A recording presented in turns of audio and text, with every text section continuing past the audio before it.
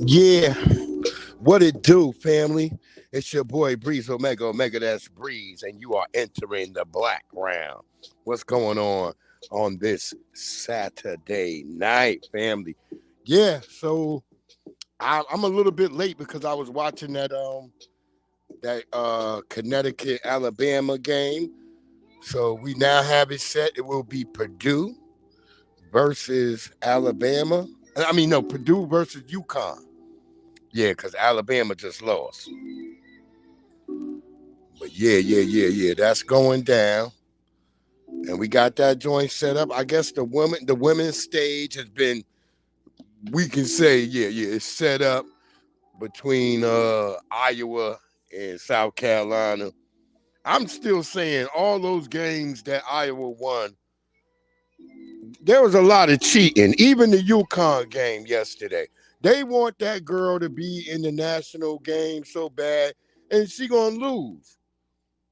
Unless South Carolina do something so egregious that I can't figure it out, they gonna lose. And they prop this white girl up because white people every year they gotta create a white hope. Like every 5 to 10 years, they gotta create a goddamn white hope. I never really understand it. Well, I do understand it, but you know what I'm saying. We supposed to play like we don't know why they do this shit. You dig what I'm saying? We had a lot of crazy things that went on this week.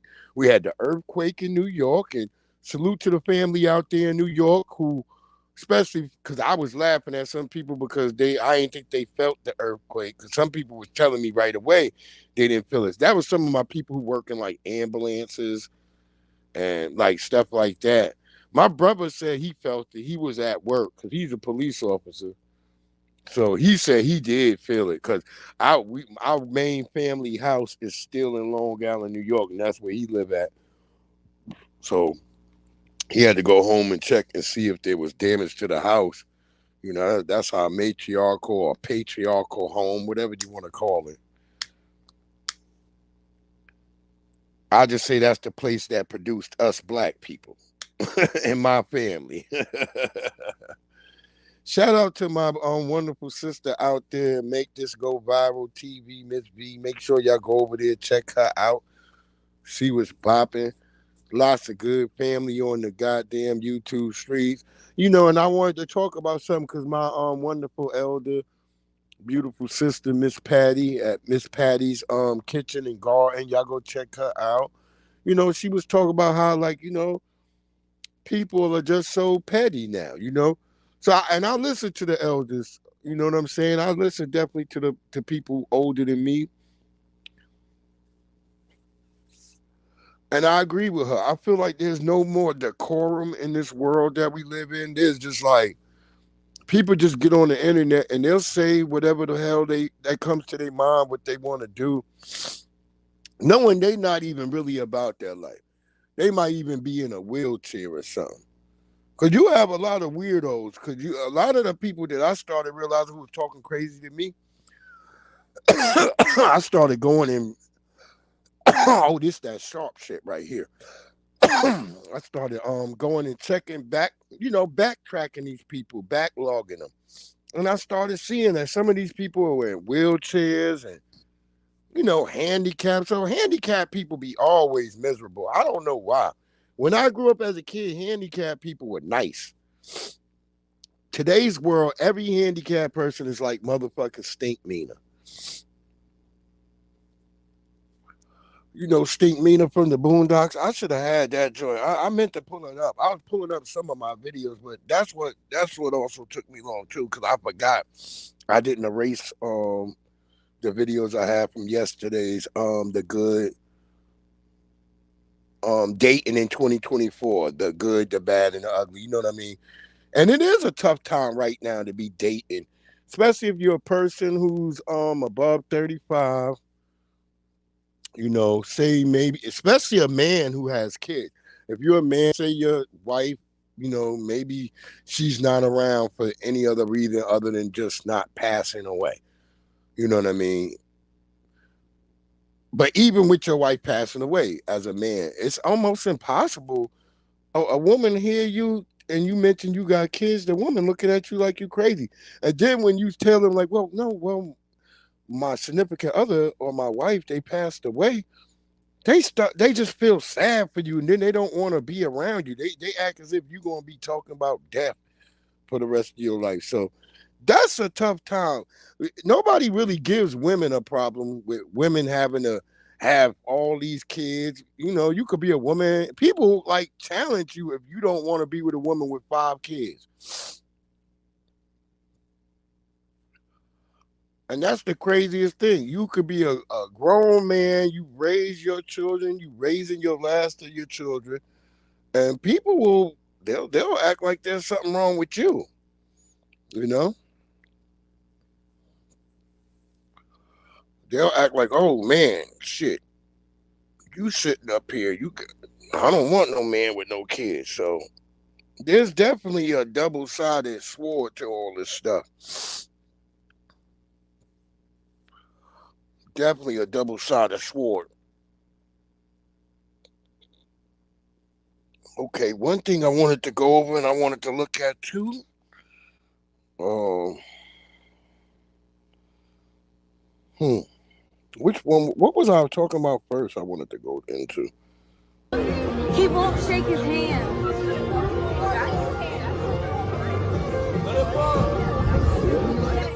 Okay, yeah, this was the joint right here where little bro, he had to put them hands and give some diversity and equity training to some suspected supremacist children. So he had to teach them about diversity and equity.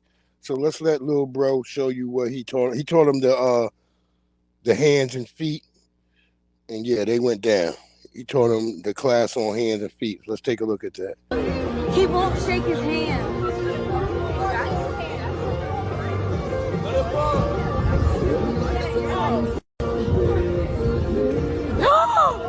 Oh my God! Oh my God! Oh my God! Oh my God! Oh my God! Oh my God! Oh my God! Oh my God! He's 1 against 7. Oh my God! Oh my God! Oh my God!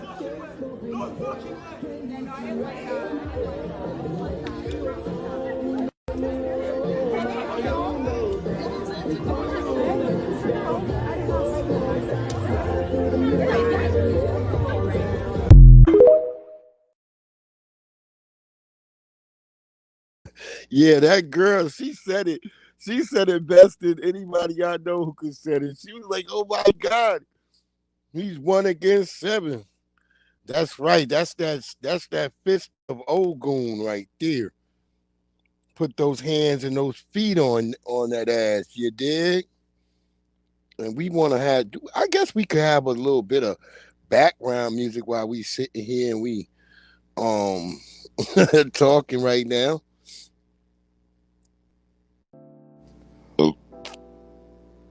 Yeah. This joint is titled The Moon. And anybody who follow me and you watch any of my stuff, I love the moon. Make sure y'all hit that like and that subscribe when you come in if you don't mind. I appreciate you. And if you're catching on the replay, please make sure you hit that like and subscribe. Give your boy some love. Breeze Omega, that's Breeze. Y'all go check me out on Twitch over there. I'm Breeze Omega 1. You can catch me on Instagram. I think this is like my 5th page on Instagram, Breeze_Omega. I used to be Breeze Omega on Facebook, but they play like they thought I wouldn't keep saying what I was saying if I had to put my government out there. But you can go over there and find me at Facebook at my government. That's just Terrence Smith, As American as apple pie.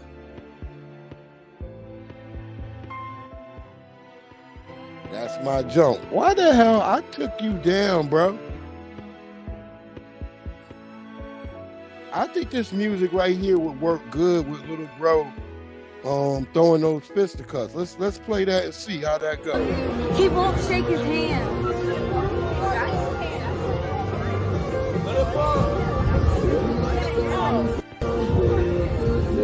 No! Oh my god! Oh my god! Oh my god! Oh my god! Oh my god! Oh my god! Oh my god! Oh my god! He's 1 against 7! Oh my god! Oh my god! Oh my god!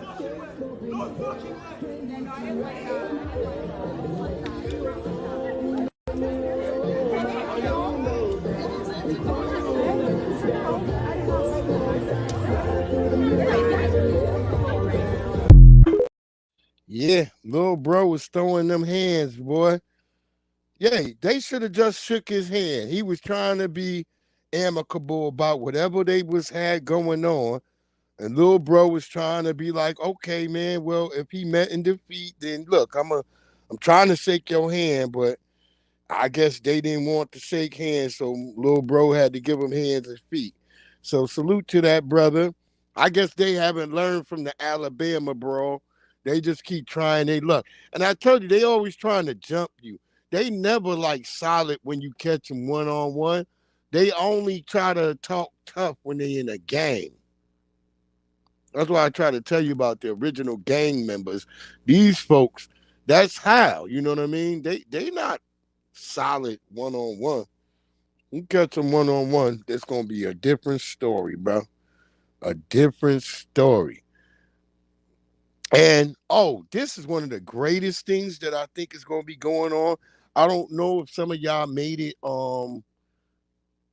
back in I think it was 2022 we did that. It was the rally for reparations in Washington D.C. It was done like only in like 2 weeks. I still give Tariq Nasheed kudos for that joint because he put that together in 2 weeks and all the family showed up in DC and it was nothing but love, man. I always tell people, even with all the ops out there, you had Tahaka Bay out there, the motherfucking the Hebrew Israelites, all these fools was out there running interference. And I still say it was one of the greatest events that I have been to in 2022. I say even up to right now. I don't know nothing that I've been to, and I've been to a lot of events, but I don't know an event that I've been to where I was with so many black people and I felt all that love. Since way back to the Million Man March. I mean, the Million Man March was the last time I ever felt that much black love, where I felt like black people loved each other. Like we was out there was no stress, there was no, hey, bro, hey, you stepping on my J's or nothing. And everybody had J's at the rally for reparation. I don't care. I was looking at people's shoe game. Everybody's shoe game was on fleek out there, Beyonce. That's real talk. That's no cap. I remember I was like, damn. And it was so many brothers, some of the good brothers that you see on YouTube. I got to meet them, some of the wonderful sisters. I tell you, I post some of my pictures. I was with the brother Dewan B. All of these good brothers and sisters, Dr. Kaba, Dr. Randy Short. Man, it was such a wonderful day. Lioness Crown. Oh, it was a wonderful Teslin Figueroa. It was a lot of good brothers and sisters out there. Layla, oh my God, Layla Lopez. Oh, she's a beautiful sister. I hope Bree is there this year. I hope Bree is there this year. I mean, it was an awesome time. And I told people, I said, y'all motherfuckers don't know how big Tariq is until you get up close to Tariq ass. And you be like, damn, Tariq like 6'5". I'm 6 feet. So even seeing that brother at 6'5", I was like, damn, that brother that's a tall brother right there. You know what I'm saying? So yeah, this shit gonna be solid, man. You know, and I hope some of the family, people who follow me, people who rock with me, I hope y'all come out to DC. It's gonna be a great time. I want to see the family. You know, come out. I mean, enjoy something. And this ain't against no other groups. This ain't against no other groups. But sometimes we got to get together and do things that's just basically beneficial to us. And that's, I'm talking about black people, foundational black Americans. Because we not on this whole black thing. I don't agree with the whole everybody's black. And a lot of these fools and a lot of these people, they come over here and tell us to our face, you know? You know? I'm down here in DC, in the North DMV, in the Northern Virginia DMV area, and I'm telling you, a lot of these Africans and these Caribbeans, they don't rock with us, man. It's only like regular black people who sit up here trying to get everybody to be together. The rest of these people don't want to be with us. They don't want to be a part of it. Don't you think about it? Why Haile Selassie failed or disappeared, as some people say? Why Marcus Garvey failed? They failed because nobody else wanted to hear them. Nobody was down with these brothers. Think about it. I don't even know what other women are out there that I can say, like, oh, this woman, because I always say it starts with the women. And I don't see no women who were in the pan-African spirit other than our black sisters in America. You know what, Winnie Mandela? Maybe. I think Winnie Mandela was real. That's why Mandela let her get arrested and go to jail and let her get taken down the way he did, like she was some scammer or some bad person. That's why I don't trust Mandela. Cause nigga, you turned on your woman, and I always look at that as weird. Like, motherfucker, if they good enough for you to lay up with and produce children, motherfucker, that's who you was with. I don't never trust the person who turned on the person they was with, because that's who you was with. Why would you turn on the person that you was with? That doesn't make any sense, family. That doesn't make any um sense. You dig what I'm saying? And I see the Republicans, they out here, they done got Coleman Cruz, this new manufactured tether, and they got him out here, parading him around. If it wasn't for Terry Crews, Terry Crews, I don't even think his last name is spelled Cruz. So I don't think it's the same thing. When I see Cruz, I automatically say you ain't of this country. You probably a tether. So they got this motherfucker around here, but he just doing the same old thing that they do when they run out of steam. He's out there preaching to the choir. And we know who that is, you know what I mean? That's the white supremacists. Word up. That's them. Oh shoot, my brother BDBG now. He playing criminal expert. Go check that brother out too. I love seeing all the brothers and sisters who do wonderful things out here. It's gonna be great. That's why I say people show up to the rally for reparations. That shit gonna be tight. Oh, a new thing for all the black goofies who be out here raccooning for white supremacy and things of that. We not gonna call y'all Chads or Karens.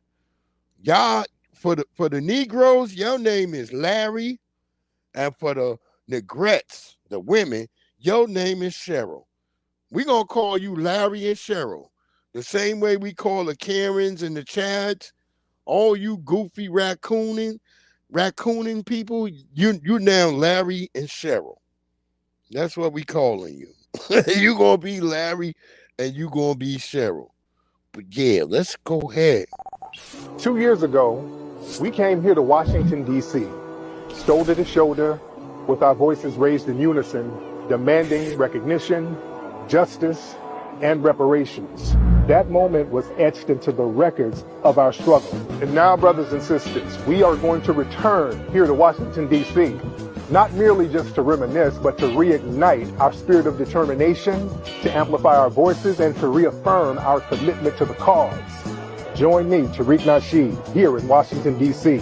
at the Rally for Reparations Juneteenth celebration at Freedom Plaza. We're going to have a vast array of phenomenal speakers, guests, leaders, and activists who's going to reignite that spirit of Majawa that's within us and our lineage. You don't want to miss this event. Go to rallyforreparations.com. That's rallyforreparations.com. Come on down here to Washington, D.C. Be a part of history. Join me. Stand up for yourself. Stand up for justice. Stand up for your ancestors. Rallyforreparations.com. See you here.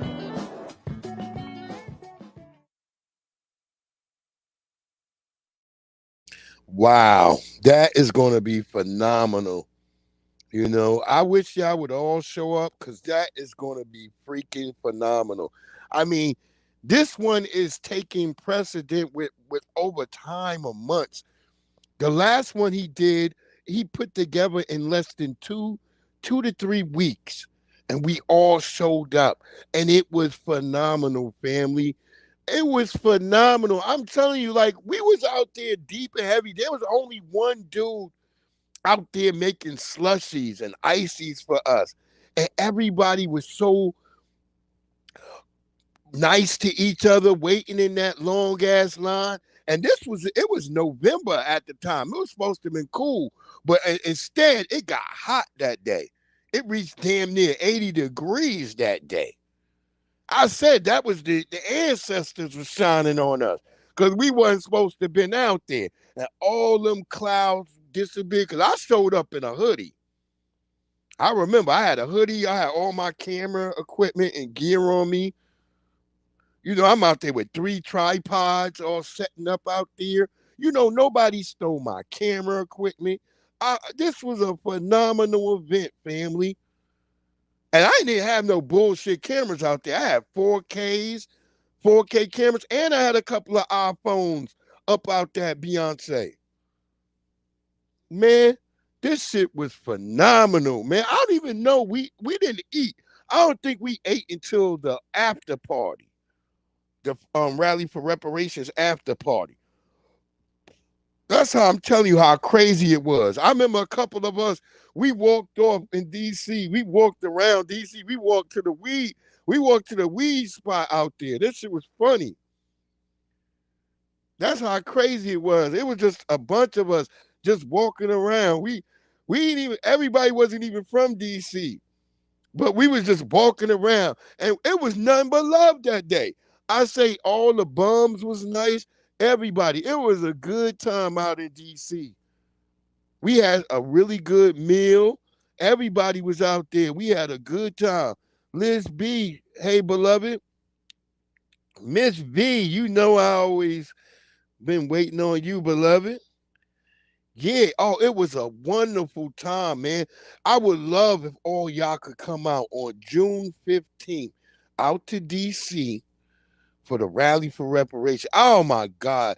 You be wondering where you get that black love from until you go to that type of event. And you like, wait, let me just show y'all again one more time because Tariq, I'm going to repost some more of my videos. If you go down my timeline, I do got my own video montage of when I was there, but let's show it one more time because this is going to be phenomenal. 2 years ago, we came here to Washington, D.C., shoulder to shoulder, with our voices raised in unison, demanding recognition, justice, and reparations. That moment was etched into the records of our struggle. And now, brothers and sisters, we are going to return here to Washington, D.C., not merely just to reminisce, but to reignite our spirit of determination, to amplify our voices, and to reaffirm our commitment to the cause. Join me, Tariq Nasheed, here in Washington, D.C. at the Rally for Reparations Juneteenth celebration at Freedom Plaza. We're going to have a vast array of phenomenal speakers, guests, leaders, and activists who's going to reignite that spirit of Majara that's within us and our lineage. You don't want to miss this event. Go to rallyforreparations.com. That's rallyforreparations.com. Come on down here to Washington, D.C. Be a part of history. Join me. Stand up for yourself. Stand up for justice. Stand up for your ancestors. Rallyforreparations.com. See you here.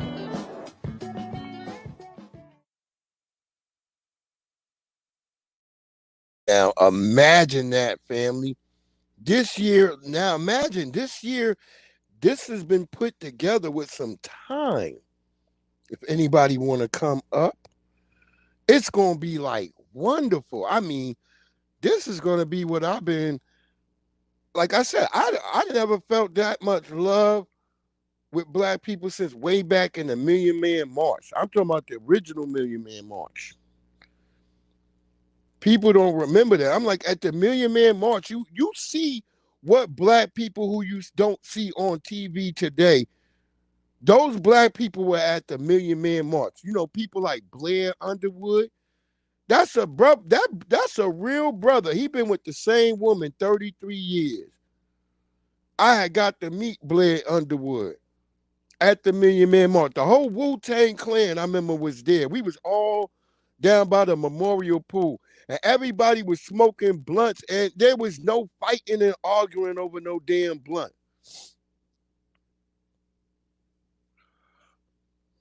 Uncle Phil from the who used to be on the Fresh Prince, he passed away, but he was at the Million Man March. That's how I knew who was black, who really was a black person, because they was at the Million Man March. They was right there. You would be like, oh shit. Because I remember I was the personal entourage for a brother named Ben Chavis at the time. He was in the Maryland legislature at that time. But at that same time, he did his salat, and he was transforming to becoming a Muslim. He became Benjamin X. That's who he became. And I was part of his personal entourage, because that's when I used to be FOI. And, you know, I love my brothers out there, FOI, who told me, once FOI, I'm always FOI. You know what I mean? So respect to them brothers out there. You know what I'm saying? Salute to the Honorable Louis Farrakhan.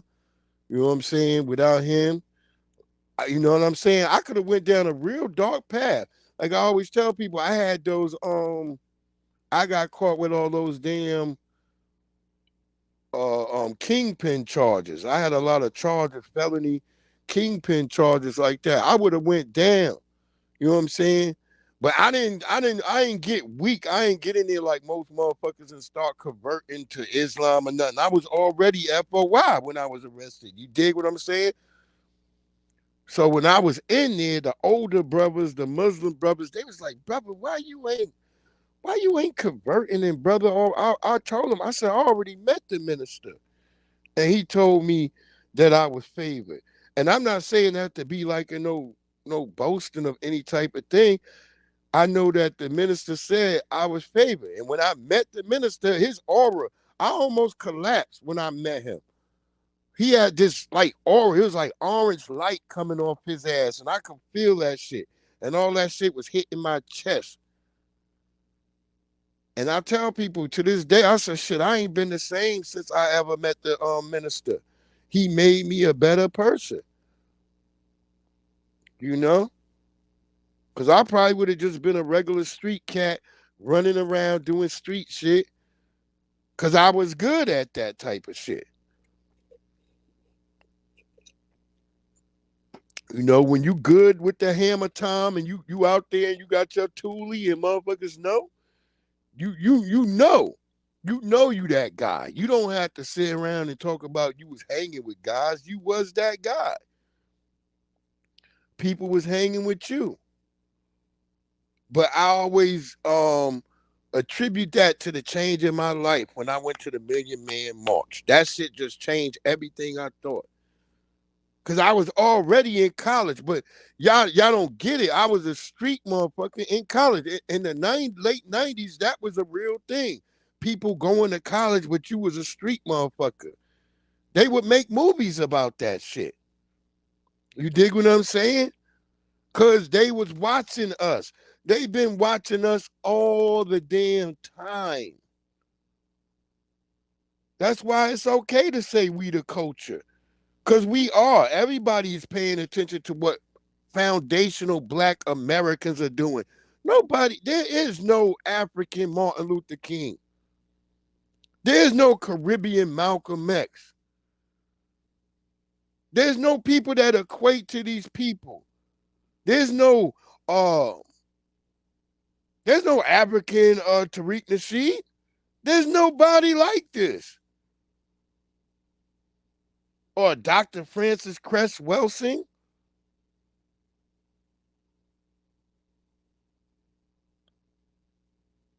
Or Dr. Barbara Sizemore. There's no equivalence of those people. I was just talking about how I don't know the Pan African equivalent of even a Rosa Parks or a Coretta Scott King. I look at how Nelson Mandela, how he put his wife out there for the white supremacists to get her, to get Winnie Mandela, when she was the only one willing to fight and try to get his ass out of that prison.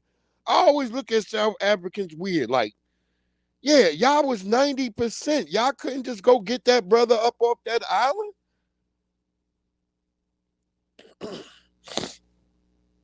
That's why I look at that. That's why I'm with the whole delineation stuff. Cause I can't keep doing this stuff because they be out here in the DMV. They're very rude, very mean to us. It's usually once in a while I got some cool brothers. When I catch a Uber or something, there'll be some cool African brothers every once in a while. But I don't even be focused on the African brothers. I be looking at all these Arabs who don't have no respect for us. They very disrespectful. They don't like us.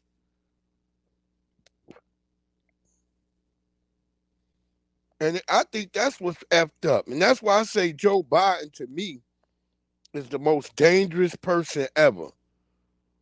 Because rather than do right by black folks, he'd rather flood the country with a whole bunch of immigrants.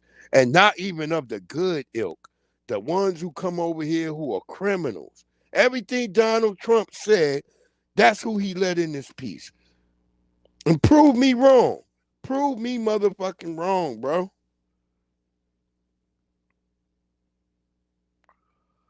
I've been watching this shit. I've been watching the crime go up the entire freaking time. It was Barack Obama who sat here and start letting people come over here with AIDS. That's why the AIDS shit is up everywhere. That's why you see in Atlanta, AIDS is up. They talking about AIDS. That's all them immigrants that Barack Obama let it. Because they put those people right in black neighborhoods. Oh, he got AIDS, put him down there with the niggas. You know exactly that's what they doing. Oh, sorry, I'm coughing. This that sharp shit I'm smoking right now. I don't smoke all the time, but when I do, I smoke Dos Equis. No, I'm just fucking with you.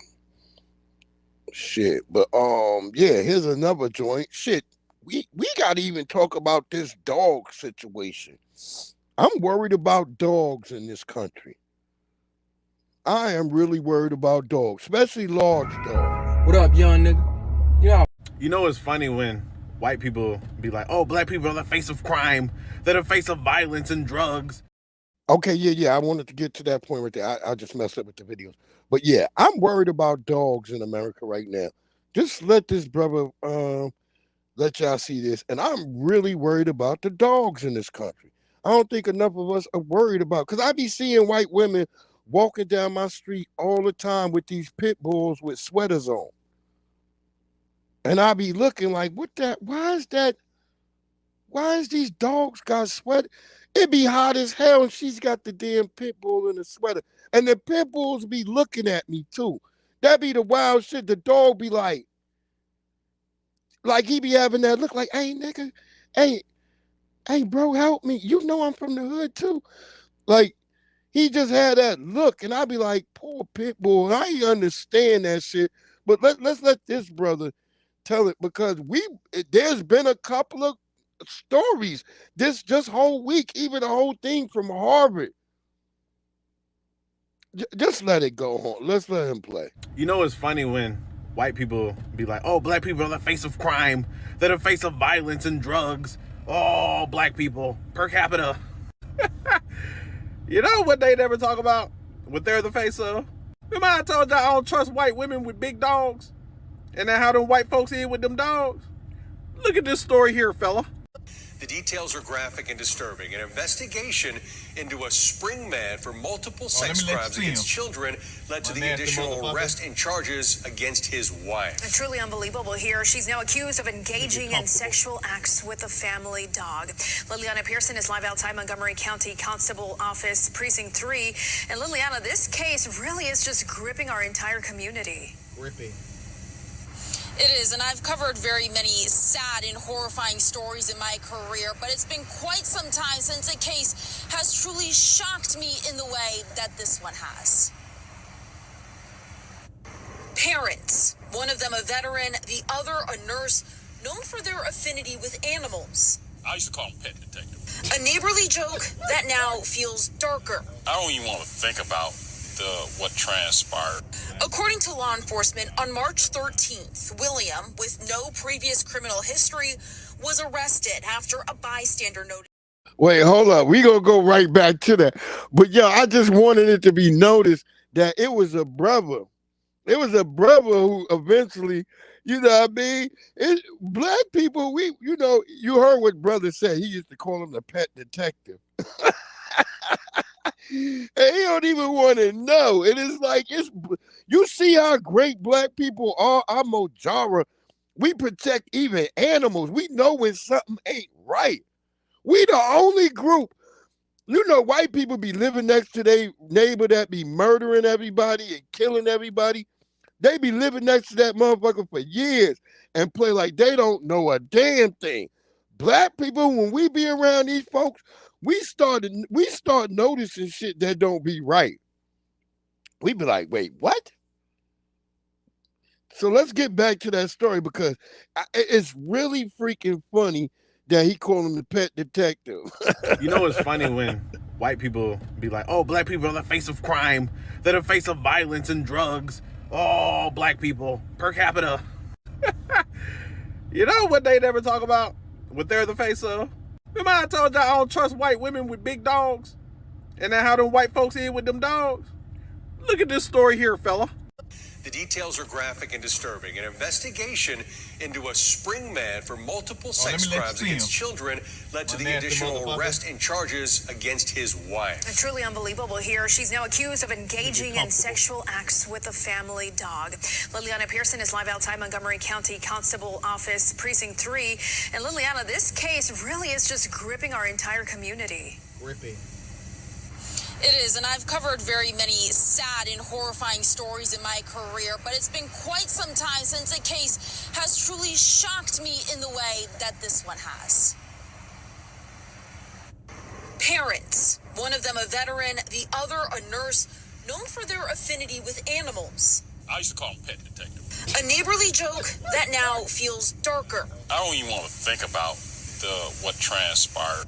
According to law enforcement, on March 13th, William, with no previous criminal history, was arrested after a bystander noticed he was following two young children around this spring HEB, touching himself. Just the fact that he was in the area performing that act. Montgomery County constables with Precinct 3 arrested him, slapping him with an indecent exposure charge. Really frustrated and angered a lot of the residents. The arrest led to an investigation, led to William's phone being confiscated, led to the discovery of images of children being sexually assaulted, and something else. I'm like, holy crap. Video of Keen's wife, willingly engaging in multiple sexual acts with the family's Great Dane, not normal. Neighbor Anthony Williams captured this video from the 27th. Oh, they are raiding this man's house. Showing law enforcement arresting the Keens, removing 3 dogs and their 2 children. You don't know what type of environment they were exposed to. Ran a train on by 3 dogs. Maybe they were exposed to tons of things. But neighbors now hoping the peace they once assumed they had will be returned to this spring suburb. Hey man, y'all seen the video. I told you. White folk and them goddamn dogs. And touching and doing shit to kids. Boy, white men the face of that. White people the face of that shit. But we don't talk about that. Didn't they say that's where what gonorrhea and chlamydia came from? Animals. I said, boy, I told you I don't trust white women with big dogs. I just don't. They keep proving my point. Now next time you at the dog park, you see a white woman with a big dog. Shawty's over there getting the train run on her by Scooby and Scrappy Doo.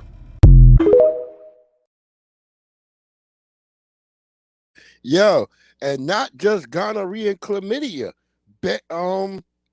fucking crabs. White people used to lay in the hay. They would have sex in the hay. That's where these bugs normally live. That's how they became sexually transmitted diseases.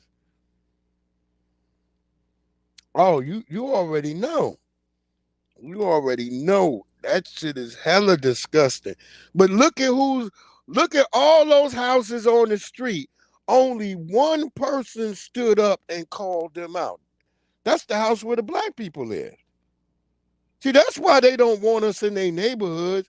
We often think it's because they don't like us because we racist, because they racist. Yeah, they racist too, but they don't want us in their neighborhoods because they know we the only ones that would tell. They be up in there with Asians, Latinos, all these other groups, and Arabs. Them people don't tell because they in there doing shit too. All these groups is degenerates. This is why I say what's great about being a black person, that all the shit that happened to black people, because people like to always say, oh, you black people, you look a certain way because you was raped by your master and this, that, and the third. Well, if all this raping was happening to black people, why didn't we become degenerates like all you Arabs or all you Latinos or all you Asians? All you East Indians, I'm watching you people beat the brakes off of y'all women. Black people problem be cheating. Yeah, you got a few nutty Negroes who get a little abusive and touch somebody with their hands, but for the most part, that ain't what black people do. When I listen on the internet, all I hear is sisters and brothers crying about is cheating and, oh, you won't accept my $30 and shit. Or ain't I fresh like the brother who was fresh for when he was in the 90s? But them young shorties looking at him like, hey, ain't nobody wearing no motherfucking New Balance in 2024. And that's how he did. Bro did look like a dude from PG County. I'm not going to cap. Because that's how people from PG County, and especially PG County, all the motherfuckers we had polos, and they be button up to the neck and shit. And the motherfucker might have some New Balance on and shit that match it. But yeah, that was a lot of DC, DMV shit that I witnessed. You dig what I'm saying? But, you know, that in this new world, you know what I mean? You walk around what you like, damn, this. Remember, when we grew up, our uncles and all of them was still dressed like in the 70s and 80s. But we didn't really say nothing to them. You know what I mean? If you grew up and you was like a teenager growing up in the 90s, like I was, you didn't really say nothing to your uncles and them when you saw them dressed in those 70s and 80s club. That's why I always tell people there's a different form of decorum we had. We had a little bit of respect for folks and stuff like that. So, you know, you wouldn't see us being disrespectful like that. What was the first video we had there? Let's go back and give a recap on that. He won't shake his hand.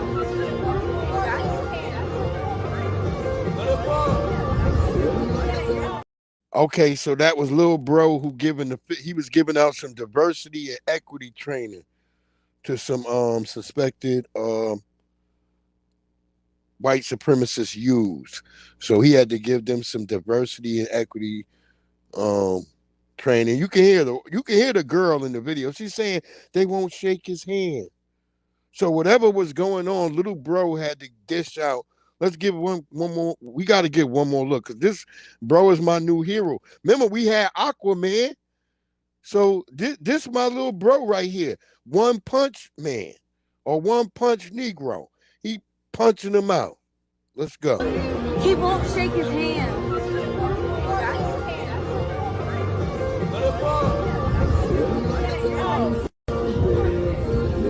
No! Oh my god!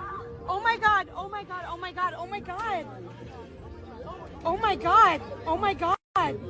Oh my god! He's 1 against 7! Oh my god! Oh my god! Oh my god!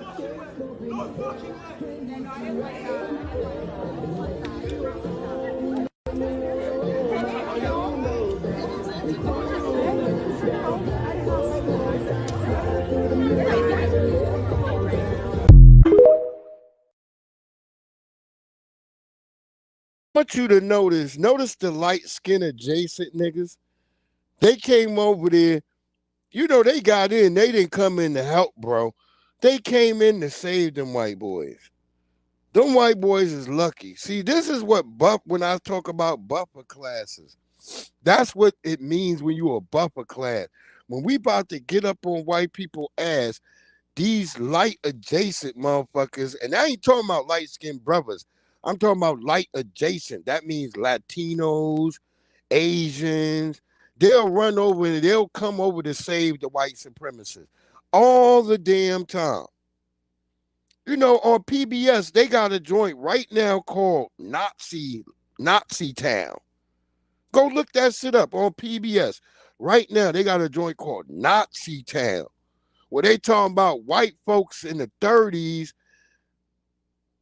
more than 50,000 strong, more than 50,000. They don't really give you a number. They just so very vague with it. But it's all these white people, and they were going to summer camp, and they had the American flag and the Nazi flag together. And I ask you again, where did all these white people go? Did they just somehow miraculously become nice and benevolent to black people? Or did they do what we believe they did? They melded into society. And that's why we have a damn white supremacist society right now. Because they was raising them from the kids. You can't raise all these white kids to have that ideology and then it don't exist anymore.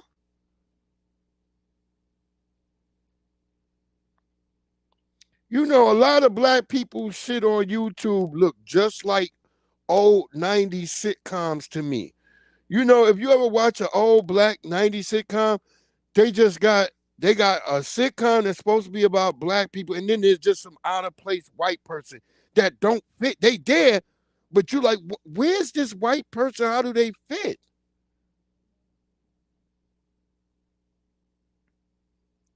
Like how are they in these black people's spaces? Because I grew up in the 90s. All my white friends left me when I got to high school. I had white friends up until high school. High school came, all the white people disappeared.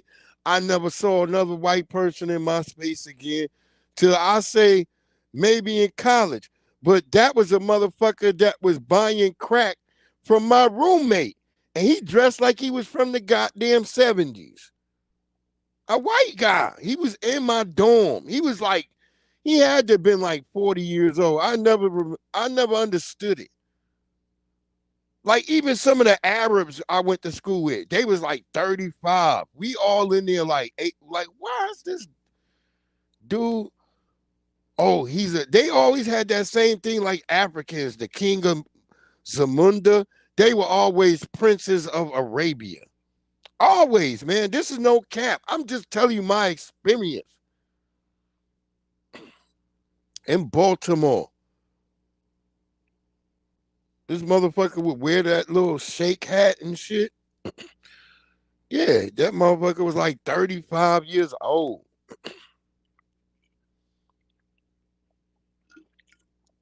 My economics teacher was an Indian, and I never could understand him. That's why I was failing economics, because I couldn't understand this motherfucker. He's like, I'm making a mess. The dollar line and you're like, what the fuck is that, bro?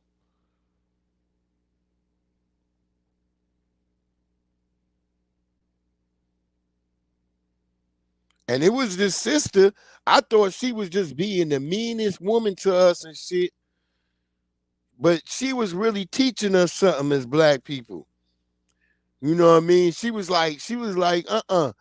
You ain't doing no half stepping. Like she was a mean sister. I'll tell you that much, yo. She was an old mean woman, light skin. She kind of looked like how Jasmine Guy look right now. She always wore a goddamn beret and leather, and she rode a motorcycle to school. That bitch was never fucking absent. One day we had a blizzard. That's the only bitch that showed up. It was a blizzard on the camp. It was a blizzard in Baltimore. I forgot what year was that. It was like 98. A big ass blizzard. The whole damn dorm was shut down. It was ice. It was ice and shit. Yeah, it was crazy in Baltimore. The whole Baltimore was shut down. Yo, I sitting there thinking like we ain't gonna have class. I get a message on my computer, and this bitch says y'all better be the class today. I'm like, what? And sure enough, she fucking rolled in there in her fucking leather outfit with her fucking motorcycle helmet. Yo, she was mean as shit, yo. She used to make my papers red all the time. I didn't understand, but I became a better writer because of her. I hated her in the beginning. I didn't understand what she was doing, but later on, as I got older, I looked back. I'm like, damn, that mean old lady, I became a better writer because of her. And she was a mean old cantankerous abyss. I'm gonna say it like that. I'm gonna try to say it the nicest way I can. She was. She was a mean old lady. And she's still alive too. I just talked to her recently. You know, you had those professors in college that you hate, but then somehow y'all become friends and shit later on. That's what she was. So I always respect her. Miss Hartnick, if you watching, cause she says she be checking in. If you see it, you know I still support you, my sister. She was mean though. You had to be tough to be in Baltimore at that time though. You can't back down. We was in the wire. We was literally living in the goddamn wire. I remember motherfuckers would shoot at the dorms. We would have to hit the ground. That's it was the I'm telling you, it was crazy, but it was fun. I don't care what nobody say. Don't act like you don't love no action in your goddamn life. Especially when you young. You like, shit, I like this shit. It's scary. You probably wouldn't like it if your ass got shot or some shit. But if you like, yo, every day our life is in danger. Like we would be walking to class and you would hear dirt bikes. This shit was the craziest shit. Cause when you would hear them dirt bikes, it was like Mad Max. Everybody would start running and shit. Cause you knew what it was. It was the motherfuckers from Baltimore. They coming. They might snatch your book bag. Like if you imagine if they grab you with your book bag on while they on one of them dirt bikes, boy, and your ass get pulled down that concrete path. Shit. So we would run, have to hide. You would get off them damn paths. You didn't want to be on those paths. Hey Lisa J. Stocks was good, my beloved sister. Go check her out there. You always got all that wonderful financial advice. Don't think I don't be tapping in. I'm in y'all bushes. When you and Brody be doing those videos, I'll be watching. I definitely be watching because I'm definitely in about getting that money and saving some money. Shit. It was more than just having to hustle your way to a damn bag. And our sister right here, she got all that quality stuff. But I'm just giving y'all an example of what my life was like um in Baltimore, you know what I'm saying? And it was a wild time. It was really crazy. It was like during the wire. I think on the first freaking day I was there at school, the people who was my roommates, they was going to court for killing somebody at Morgan State. That's how wild it was when I first got to Baltimore.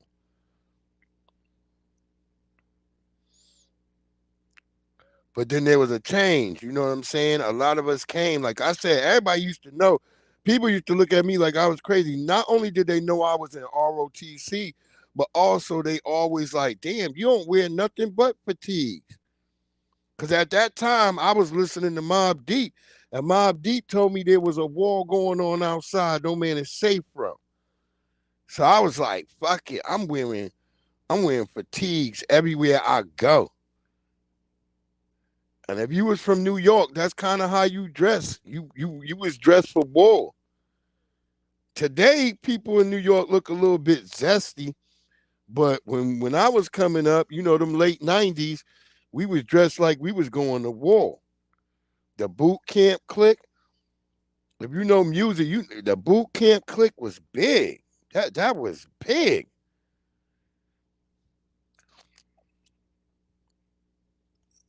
We was prepared for war. We was like, yo, that's it.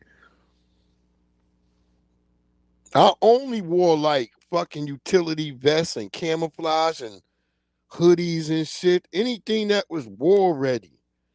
Like, I remember all my hoodies. I look at my hoodies today, they all bright colored and shit.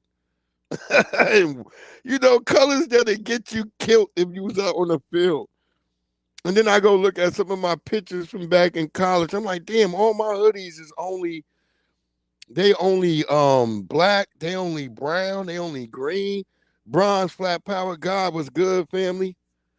How y'all doing out there? Y'all staying blessed up? I'm telling y'all, it was cold as hell this morning, man. All day it was cold out here in Virginia. My daughters wanted me to make some damn crawfish. I was like, I'm not going to get no damn crawfish. I'm going to go tomorrow, though. Because I found the dude and shit, so I'm going to go get some tomorrow. I know they wanted to watch it with the games and stuff. And I was like, I thought they wanted to watch the girls' games. They looked at me like I was crazy. So the WNBA, y'all got a lot of work to do. Because my daughters, they don't even want to look at no damn women's game. I was like, y'all not going to watch South Carolina, Iowa? They was like, if my daughter had me laughing. She's like, who want to look at Jerry Seinfeld play basketball? I started laughing. I was like, I didn't think she be listening to me. But she do. I said that the Caitlin Clark, no disrespect, Caitlin Clark, because I know your real pedigree. But she do look like Jerry Seinfeld. That's funny as hell. If you go watch Seinfeld, she look just like him. Cause they got an episode where there's a chick that look like Jerry Seinfeld and George is dating her. And that's what Caitlin Clark looked like. But for real, for people to know the real pedigree about Caitlin Clark is from Kobe Bryant's Mamba Academy. So there's you can't disrespect Caitlin Clark like y'all want to. I want to disrespect her, but I know why she got that heart, why she got that fire with her. It's because Kobe Bryant put that shit in her. Kobe Bryant was out there training all these little white girls. I got a whole video with his daughter. It just be so hard because I be having a hard time watching it because like that shit make me want to cry all the time. Cause I'm watching these little girls and I'm like, wow, these are the girls that right now, a lot of them are the chicks you see, especially some of the little white girls that you see who are making a name for themselves. They all was at the Mamba Academy. The Haley Van Lift chick, who was on LSU. Um, the Caitlin Clark. There's another white girl who's on another team who's doing good. Um, shit, you got Raven who's on South Carolina. She was at the Mamba Academy. And I always love her and Flower J. I love me some Flower J Johnson. I be listening to her music. I'm tapped into Little Sis. I love what she do. And I love that her inspiration is her daddy. I always love that, man. I love women who love their fathers. You know how you hear a woman say she love a man that love their mother? Well, men love women that love their fathers. Because we know that's a good woman. Any woman who had a father around, shit, that's a woman you ain't going to be able to run no game on no woman like that. That's a woman that's going to be able to help you build. That's when you talking about, when people be running around talking about build, they be just using that word uselessly. Building. What are you fucking building? Just sitting around babbling and talking, that ain't building. I want to see some shit materialize in the physical. And anytime I met a woman with a father, I've always been able to make some great shit happen with her. That's a friend or in a relationship. All the woman got to do is have a good relationship with her mama and daddy. That's the shit that always lift me up. You got relations with your family. That shit, that means a lot to me. That means a lot to me.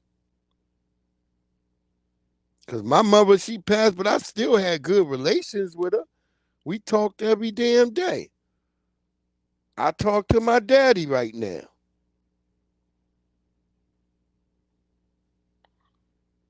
You know? So if you got a good familiar relationship with your family, that's a plus to me with anybody. I'm willing to work and do anything with you when you got that real love and you got that real hustle and drive with your family.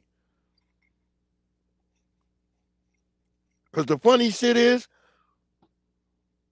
white folks told you to hate your family. You sit around, you look at their system. The system they made up was for you to despise because they used to hate each other. But now, if you watch them closely, they tight as a motherfucking moth. They building, they're trying to have generational wealth. They're trying to leave buildings. If you look at most they buildings, all they shit came from the 40s. That's when they learned to start trying to be, because they was watching us all the time. Go look at all the different shows in the 90s. They ain't much. What are they shows? Murder, She Wrote. This is the 90s, 80s. Look. Heat of the Night, Murder That She Wrote. This is what their shows are. Then you get like the early 90s, you get like Full House.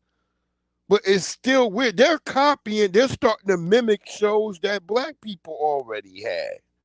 227, The Cosby Show, all that.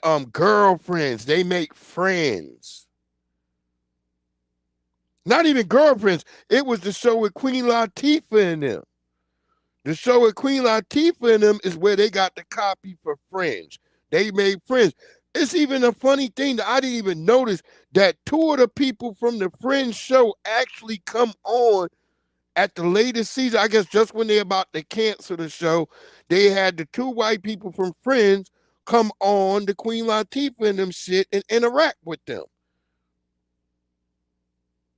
And that's how they would do it. Just like with Full House. You have Full House and them interacting with other black shows before they came on. Just the 10 of Us, all these different shows. These folks were always watching. Why would a white guy like Norman Lear go on to make Good Times, The Jeffersons, all these shows that was about black people? And then even after, he made the spinoffs. So they've always been watching us. Always.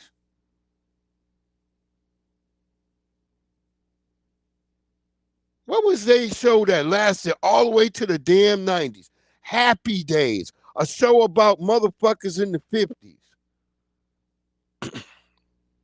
And there was no black people in the show. Just remember that. Happy. That's why they call it Happy Days. You watching that shit, you never really even think about it. That's right. Oh, they can't duplicate. They can only copy and make mimics or mockery. So that's why sometimes a lot of the shit we see they do is made out of mockery because they know the brilliance in us. They know that. Look at Red Fox. They had shows trying to copy Red Fox. They took some of them Spanish people and made a show about Spanish people in a junkyard. You can go look all that shit up, man. Think when Chappelle came, there was nothing on TV, bro. There was nothing on TV when Dave Chappelle came. That Chappelle show literally cleaned up fucking 2004. Hold down the whole 2000. Man, come on. Everybody was going to work. They heard in their head, Chappelle show. Chappelle show. Everybody was at the job talking about that shit. Like, what the hell? Did you watch last night? You was watching that shit. When he did a blonde nigga that was a racist. Come on, man. That was the funniest shit ever. You like, yo, because you knew motherfuckers with that attitude that were like raccooning. And you was like, God damn, Chappelle, how you do? We was watching that shit like, how far can he get? And we saw when our brother disappeared, and he had to run to Africa. That was the only way white people lost track of him, because he ran into Africa. There was too many niggas. White people cameras was like, the cameras broke down. All the satellite cameras broke. They was like, I can't look at these niggas. That's why you never see white people have good satellite footage of Africa. Because their AI is racist. The AI don't want to look at all those black people. That's the only reason to go to Africa, to escape the eye of white people for a couple of months. That's it. Yeah, that's what I'm saying. We only run there to hide. We know they hate on us. That's why it ain't no reason. And Chappelle found that out when he was over there. Chappelle found that shit out quick. He was like, damn, them motherfuckers really don't rock with us. Remember go look at his stand-up when he come right back from over there and shit. He mentions that shit. He mentions that the Africans didn't like him being there. Shit, that's real talk. They don't fuck with us. I'm out here in the DMV. I know for a fact. They tell me all the time to my goddamn face. Yeah, the Nigerians exactly only been around for 64 years. That's why that Emmanuel Ocho, I was glad he got served his motherfucking notice. But he was still trying to talk some shit when he gave his little weak ass apology and shit to Angel Reese. And that's what I've been telling people for years. I was looking at motherfuckers like this. I'm looking right now at the spot in my house where this motherfucker was standing. And he told me to my face that I'm not black, I'm Barbadian. And I looked at that nigga. I didn't understand. Me and my man from North Texas.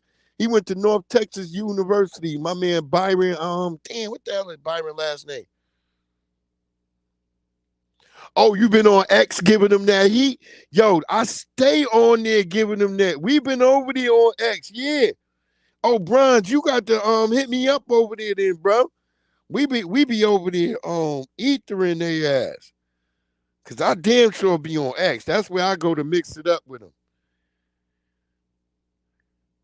We get them verbal pugilism going in over there on their ass. They hate that shit. They be like, oh, you FBAs and you aboriginals. Y'all think I be like, shit, we gonna get y'all this work. Yeah, we be giving them. We hurt their feelings over there. My brother Red Joker be smoking their ass, boy.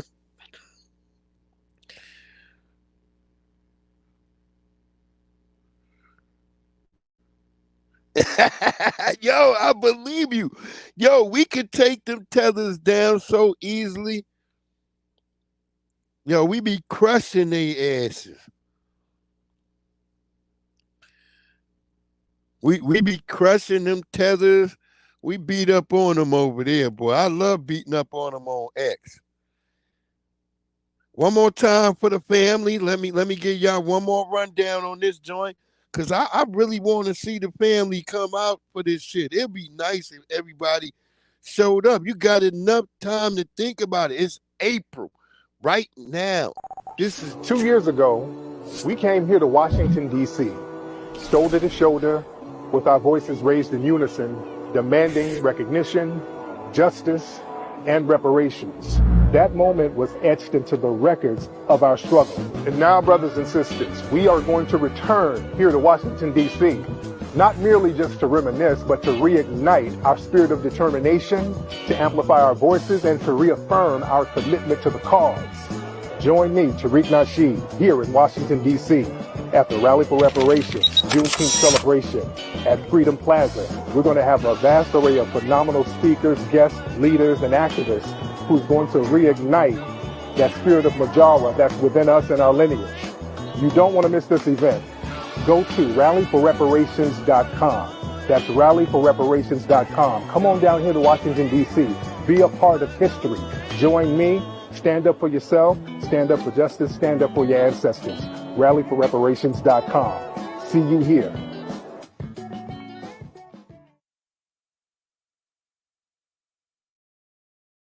Oh man, I just get chills right now just watching that because I just know what I felt when I was there.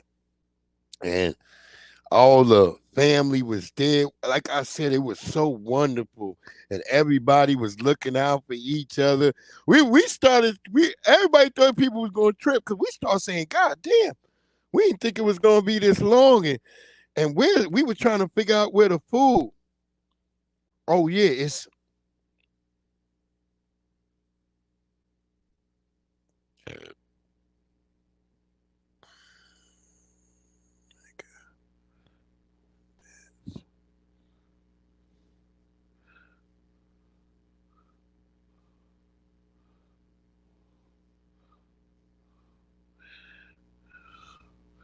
Omega Dash Breeze. Yeah, cause Twitter, they took my Breeze Omega account. I done got kicked off of Twitter so much. You know, it's this Nigerian rapper. I'm trying to think of his name. This Nigerian rapper. He he fucking said I threatened his ass. He's a Tabari something. I forgot his name because I stopped fucking with him after that because I was like, this motherfucker trying to yeah, it says '09. Yeah, that's what I'm saying. I'm thinking it's probably more than 4 or 5, but I stopped counting since the '09 time because I hadn't been on. They just let me back on this bitch because they kicked me off in what I think it was 2014, and they just let me back on the bitch. I had a long time ban for a good minute. They hated me over there because I was going after them white supremacists. I was ethering their ass. But they don't let you say nothing about them. You can talk, you could say nigga. Yeah, oh Miss V, you don't understand. We be on some shit. We terrorize the damn internet. Cause we don't let that shit be the way they want it to be. We be out here We be fighting the motherfucking power. That's what it is. We at they asses. I remember before they took my first Facebook account, my shit was all comedy, all jokes, all fun shit. Till Michael Brown. Then it was Trayvon Martin. And from that point on, I was like, well, ain't no going back. I was like, I ain't doing this funny shit no more.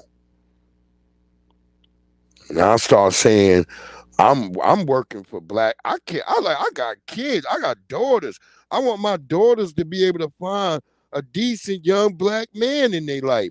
I don't want everybody to be turned into a homosexual. I don't want to see black kids getting shot and killed in the street. And that's when I changed. I was like, I had to go back and remember in my mind when I met the minister. And I was like, yep. I had to go back. I said, the minister was fucking right. You can't just go around and just thinking you could just live and this shit don't affect you. It does. It does. And I watched that. I remember I took my ass all the way out to Missouri. I was out there.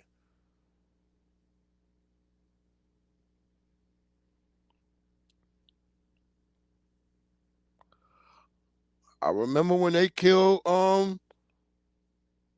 Tamir Rice. Shit, I went to Cleveland. I was like, fuck that.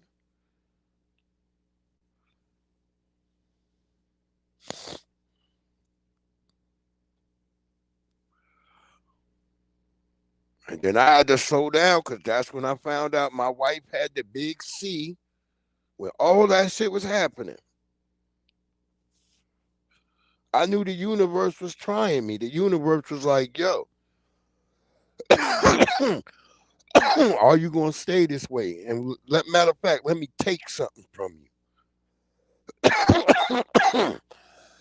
That was the toughest time of my life. Watching the universe take something from me that was so, because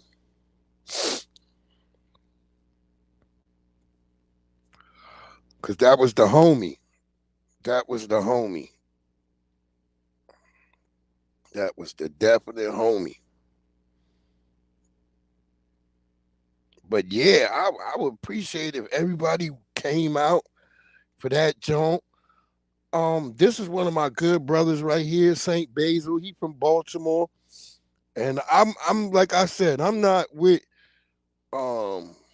this whole thing where we say black people, once you a certain age, you shouldn't rap no more. I'm not with that. I think that's the reason why our hip hop community suffers right now, because there ain't enough elders. And we push people to the side. You dig what I'm saying?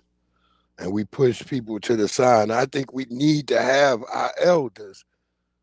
You know what I'm saying? The same way white folks got degenerate rock and roll dudes who spread degeneracy to them, we should have our elders spreading integrity to our young people. And that's what I want. So I want to drop my brother St. Basil joint. Hope y'all enjoy. What up, young nigga? You know I fuck with you. I'm always honest, keep it a buck with you. That's why they respect everything that I'm telling them. But this one's for my peers, we felling them. They born with these dope boy dreams with lives tougher than Carhartt. They trying to turn keys from the jump like when a car start. Cause y'all ain't do your part, the hard part. All they needed was for you to be brave. This ain't the A in the broad part. You know what he into. You know that he dangerous. You look that young and dead in his eyes, you'll see his anguish. You been through what he been through. You know what his pain is. You from the same environment, homie. You know the language. You was supposed to teach him how to overcome, change shit, pull him to the side like, look, youngin', this ain't it. Look him in his pupil, in his cornea. You a nut-ass teacher. Your pupil's cornea. Cause you don't show him value in life. You just see money in him. You don't look for greatness, you look for the crash dummy in him. So I don't blame them no more. I blame the hoary head walking around on this earth about 40 years, 50, damn near 60. You done seen it all. You know it's all against him. You know his opponents. I see kings posted on the block. I know a white man's the center of it all. It ain't Sabonis. But you told him that his op is that youngin' that he should stick with? Bitch shit. How you that nigga he swap a switch with. You was supposed to switch shit, fix shit. Instead, you the reason it's young and it's a statistic, sadistic. So yeah, I'ma look you in your eyes and say you folded. Yeah, I'ma look you in your eyes and say you owed it. All them young minds you could've shaped and molded. And I don't wanna hear a damn thing about they hopeless. Cause some are, most ain't. Thorough OGs, some are. Most Yeah. Yeah, right there. That's my boy Saint Basil right there. Nothing but that fire. You dig what I'm saying? Salutes. I appreciate you, Lisa J, for being in here. I'm always in y'all bushes, you know that. But yeah, that brother right there, shit, that is that fire. And we need that. We need those OGs to come and say shit like that. Cause it be a lot of goofies, 40, 50, 60. I look at motherfuckers and I be like, you said what? Look, I got a video I still ain't posted. Cause some of the people that's in the video and the brother, I know his people, so I don't know if they gonna be upset if I post it, but I want them to see they old head how he talking. Because I think it's important you see the goofiness and the weirdness that some of these old dudes just be saying. I be like, they didn't get you when the crime bill happened. That's all I be thinking when I see an old dude talking weird like that. Nate the Great, my boy, what's good, family? Blessings, my good brother. Shit, y'all make sure y'all go check out Nate the Great. You know it. Shit, y'all already in here who do be listening. No, y'all know that brother got that shit popping over there. You know Nate gonna give you that heat. But that's what I was saying. All these goofy old bros who just be saying like weird shit. I be looking at them like, why would you say that? But like I said, I was doing a lot of hip hop stuff this summer. I was doing a lot of shit this summer where I was like going to these clubs and it was a lot of old heads in there trying to get the young heads to crash out. And I was like, y'all got to be careful of these dusty dudes who want to live vicariously through you. Because dustiness is an attribute that you can get. It can become an affliction. We got to treat this shit like you in an RPG. You know what I'm saying? When you in an RPG, you get an affliction of dustiness. That shit, that's not a good attribute to hold on to. Because it can affect you and all your teammates as y'all trying to move through the system or whatever you dealing with. Maybe it's a system of dragons. My shit is a system of white supremacy. So I don't need dustiness around me. So when I see a nigga who babbling and they talking about stuff that don't even have like in the material form, they just talking about shit that's like not gonna help us in the real time and being in what we facing. Cause we like, hey, it's a motherfucking dragon in that cave, and then this motherfucker show up talking about, nah, you just gotta get a rope with a string, cause you know that's how you catch snakes. And you like, what the fuck is you talking about? Catching snakes? We just said there's a damn dragon in the cave. But nah, what you want to do is you want to prepare to get a snake because snakes is just, they reptiles too. They got scales. And you like, no, but this thing got claws. It's got fire. It breathes fire. It's got wing. It can even fly. Well, yeah, just get a rope and put that rope. That's how these babbling motherfuckers be talking. They talk about putting a rope around a damn dragon. You like, that's some shit for a snake. And I seen them eating a snake the other day in Vietnam. They caught it, put it in a bag, and then they tied a string around his head and hung it. And then they gutted it. And then they made fried rice with his ass. I was like, shit, that worked for a snake. But I don't think that shit worked for no dragon. Yo, oh my God, I don't know why I didn't pull that video up. I should have pulled that video up because y'all ain't going to believe me just talking about it. But oh my God, on my Instagram, I talked about it earlier. I posted about it, but I don't know if I put the video up on there. But yeah, some Indian dudes, they got in trouble because they was in the national forest and they said they killed a rare lizard, but not only did they kill the lizard, they gang raped it. This the wow. Look. I'm gonna post it later on. I think I'll put it up on my community tab because I don't want people to not think I'm talking crazy. They gang raped the lizard. I was like, this the wildest shit I ever heard in 2024. How you gonna gang rape a lizard, bro? And then they killed it and ate it. Yo, the wildest shit ever, bro. Yo, that's over there on X too. As a matter of fact, I did post that on my X too.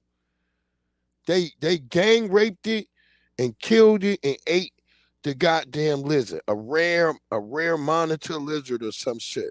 And I was like, how big is the damn lizard? And I saw it get about 5 feet, but yeah, them people are sick over there. I don't know what the hell's going on in India. Cause they get mad at our brother Super Ray 14K because he just be posting those videos.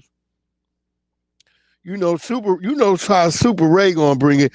He be just posting those videos of them with that shit over there, That food, that goop scoop, they be mad at that shit.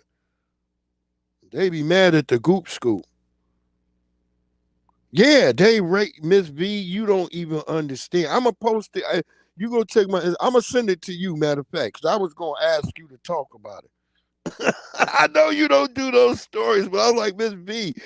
I was gonna tell you. I was gonna be like Miss V. This the crime story of 2024. You got to really do this shit, cause that goop scoop boy.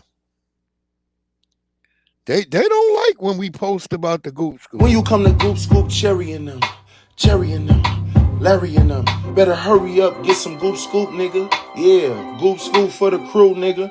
Hurry up, get some motherfucking goop, nigga. Some goop scoop, nigga. Do you want some goop with your motherfucking scoop, nigga? Hurry up and scoop you some motherfucking goop, nigga. Yeah, go on here, goop scoop, nigga. You want some goop or do you want some scoop, nigga? Huh? Go on here, get some scoop, nigga. For your goop, nigga. In the coop, nigga. Yeah, go on here, get some goop, nigga. Scoop, nigga. Goop, nigga. Yeah.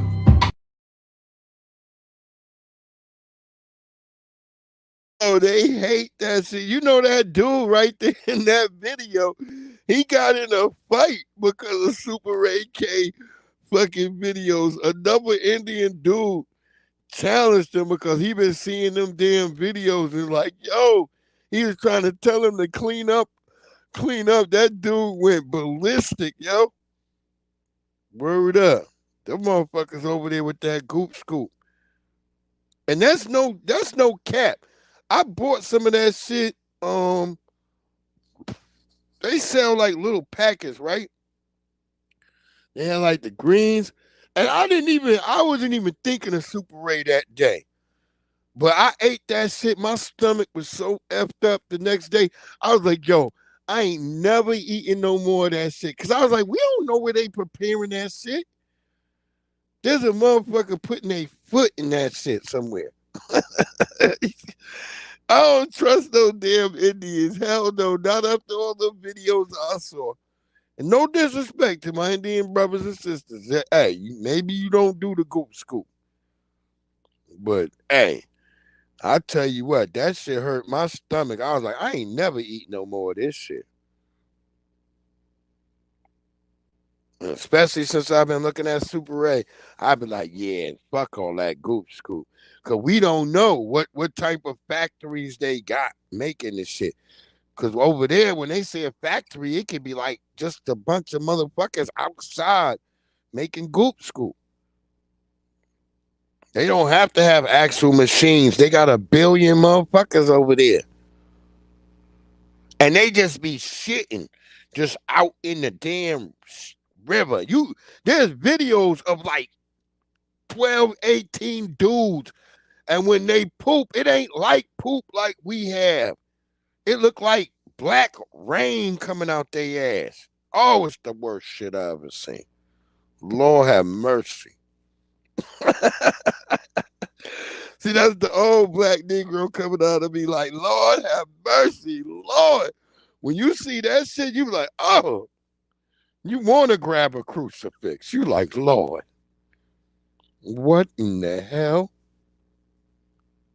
Because that goop scoop, that shit, I don't know how it go. It go in and come back out looking the same. That's all I'm saying. I'm not gonna talk about how I seen it, but yeah, chickpeas be still looking like chickpeas. Yeah, it's the wildest shit ever, man. There's no nutrition in that shit. No nutrition at all, my boy.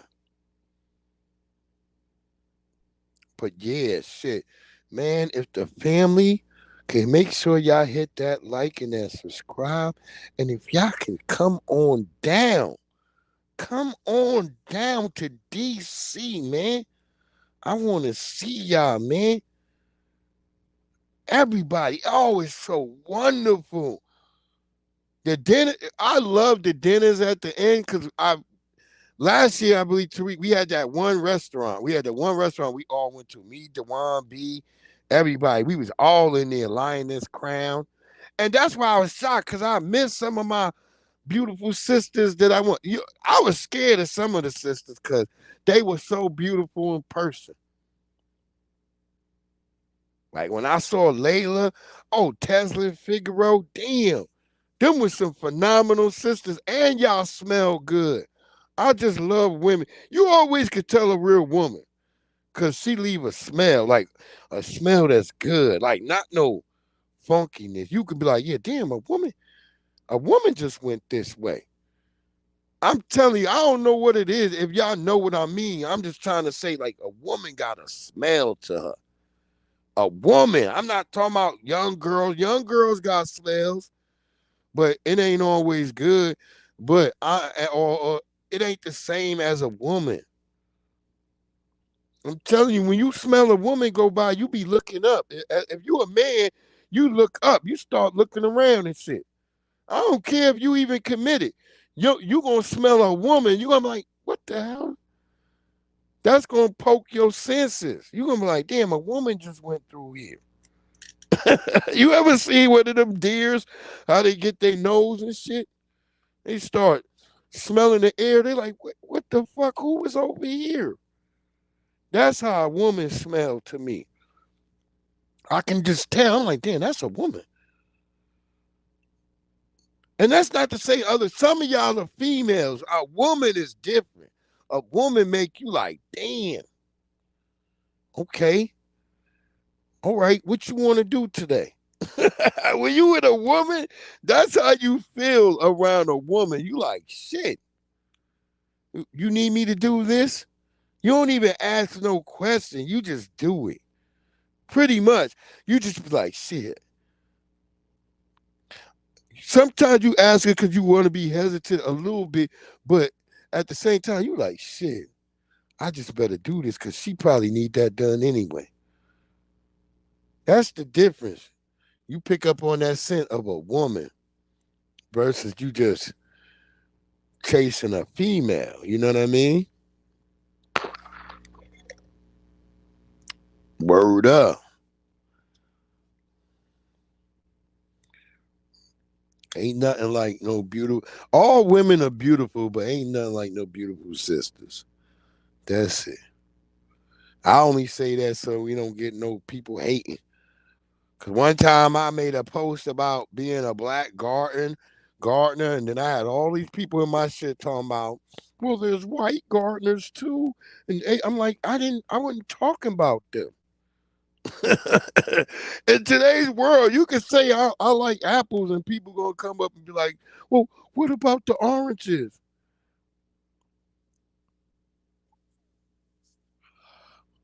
Word up, man. They be tripping. Once again, salute to all my family out there in New York you know, who survived that earthquake. I know it was a little shaky. I forgot to ask Nate about that. if he experienced the earthquake. I'm only coughing because I don't got no vid or nothing. I'm coughing because I'm smoking this sharp shit.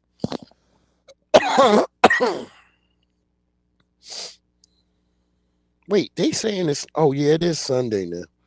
I'm like, wait, it just changed to Sunday?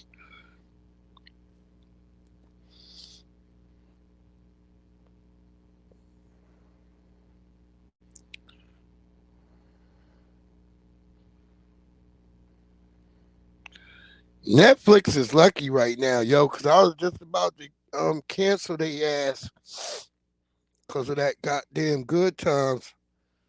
But I figure I'm gonna cancel once I get to the final season of Martin, because they just got Martin over there, and I don't feel like play. I got the whole DVD set. I just don't feel like play. You get so convenient with like just watching stuff digitally versus like having to grab a damn disc and put it in the fucking DVD. That shit drive you crazy. They don't sell no multi-changer joints no more.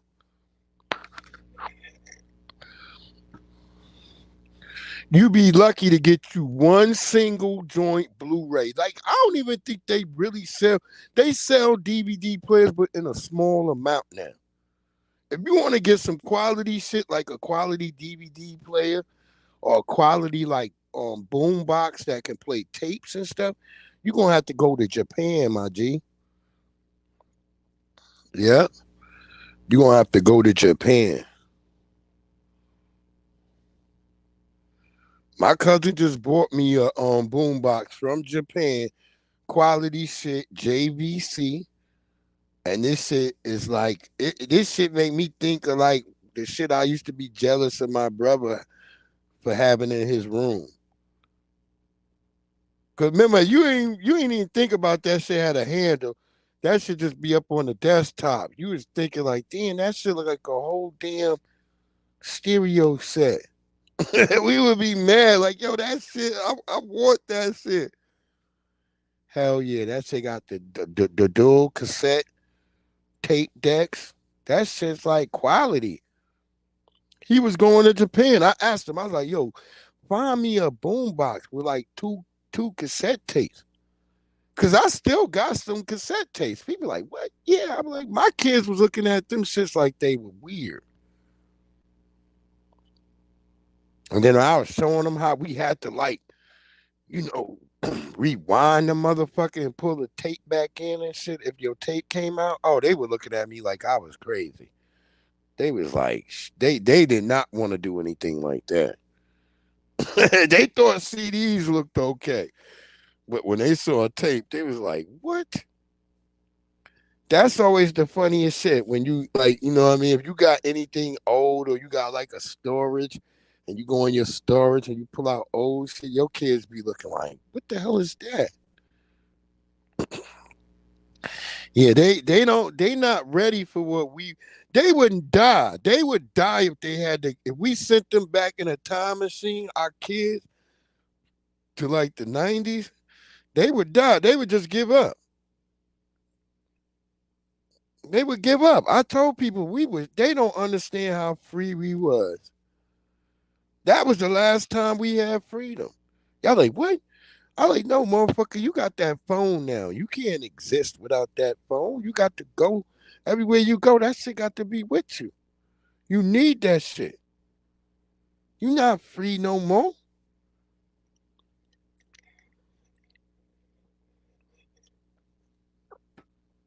I know people all the time. I tell people, try and be free, motherfucker. Try and be free. You ain't gonna be able to live without that phone. You people talk about it, but you ain't gonna be able to live without that goddamn phone. You need it. God damn it, they made it where we all need it. I've just accepted that shit. Listen to this.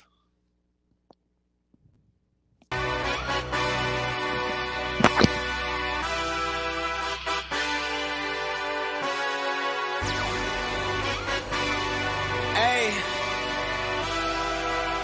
Yeah, let's see how you do under pressure. Oh. Yeah, I've been wanting this forever. I've been in the field with whatever they throw at me. Brush it off, pick myself up, moving on to the better. Okay. Hey. Yeah. Ain't no errors, baby, it's a new era. I wake up early, feeling rich like I'm Kesha. I get to the paper, boy. Extra, extra.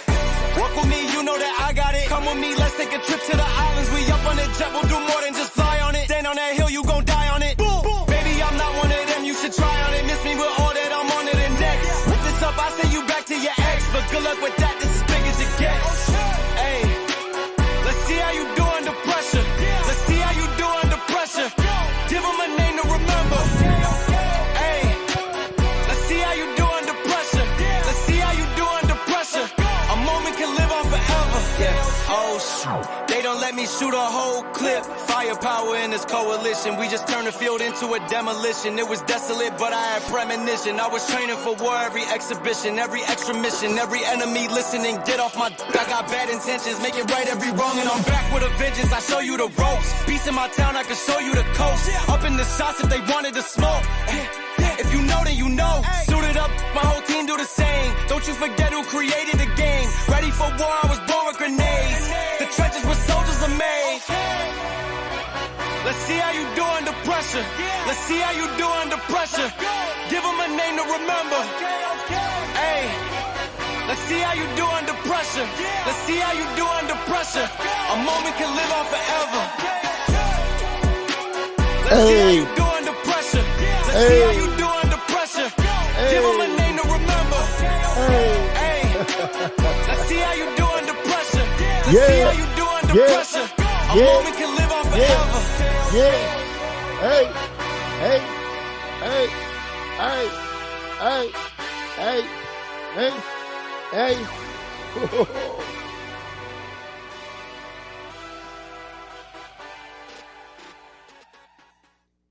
Yes, sir, ski. Yes, sir, ski. Salute to my buddy out there, my bro, Lefty underscore 2 guns. Y'all go check out that brother. Trying to give a shout out to some of the family out there who I'll be tapping in with. It's always a lot of good family on here. People who stand, say some good shit. Salute to my good brother Bronze. That's right. That's right, family. We got some great shit coming up real soon this summer. I already did a few car shows. I just didn't post the videos yet. We got a couple of really great things that's gonna happen this year, man. We really gonna dig in. I'm gonna release the video for my little electric scooter real soon because you gonna see me. I got some funny experiences. I've been riding on that a little bit around in the neighborhood because when you ain't gotta drive nowhere, just ride that shit through all these. They got all these little bike paths and stuff out here. It be some funny shit happening. Yeah. Oh yeah, you gonna see it. It's wild. It's getting like LA out here. These damn bike paths are being marked by the homeless. You got to be careful now. You can't just ride the bike path out here no more. You gonna find a motherfucker building a house. Word up, man. They just brought a lot of these immigrants out here. They didn't tell them shit. They just dropped them off. And they like in the woods, like by houses in the bike trail, and they trying to build houses back there. This is some crazy shit, bro. You gonna see some of the video. I've been trying to edit it because I be trying to, even though if somebody illegal, I still try to be a little bit respectful to some people. So I've been trying to blur faces and, that's why some of them videos been taking a little bit longer because that's a new thing for me, learning how to get that motion blur on it where it stay on their face. That's been a new thing for me this year. But like I said, you just every time you doing this, you just keep learning new tricks and you get better. And I notice when I watch certain people videos, I see who videos get better because as you keep going, you start learning new tricks new tools of the trade, and you just start to employ them the best way you can. Like I said, the garden is coming along real nice. We go, we damn so much because I got to always grow my own shit. I got to. I always do. I ain't gonna try to grow no damn weed this year. Even though Virginia say we can grow up to 2 pounds, I think we can grow up to maybe 3 or 4 pounds. I don't know. I be forgetting because they changed it 2 or 3 times. So, because it was 1 pound, then it was 2 pounds, and then I think the last time they was like, oh, you can go up to 4 pounds. So I don't know. But who really got time really to grow 4 pounds? Not a regular black person, because you got to be out there monitoring, watching that shit. My brother, he be growing some shit. He up in Vermont though.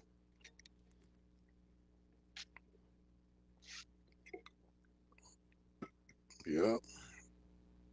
But see, that Negro got him a white woman helping him do that shit.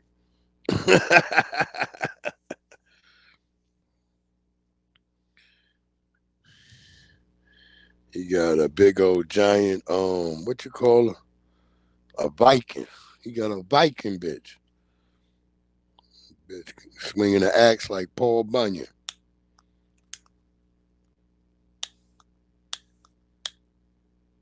Word up. That's no cat. No disrespect to her. But she out there with the big giant Heidi axe cutting down the marijuana trees. Oh yeah, was that Ash Smith? Were you able to hear me smoke that blunt? Yeah.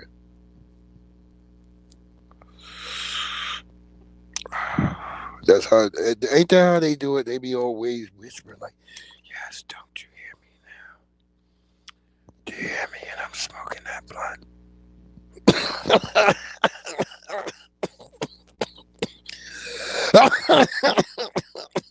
See that shit making me choke. I couldn't do none of that shit, yo. I couldn't mukbang. I couldn't do none of that shit. Yeah. I am anti mukbang a little bit though. Cause I think it's weird to be eating food in front of people and people watching you and shit.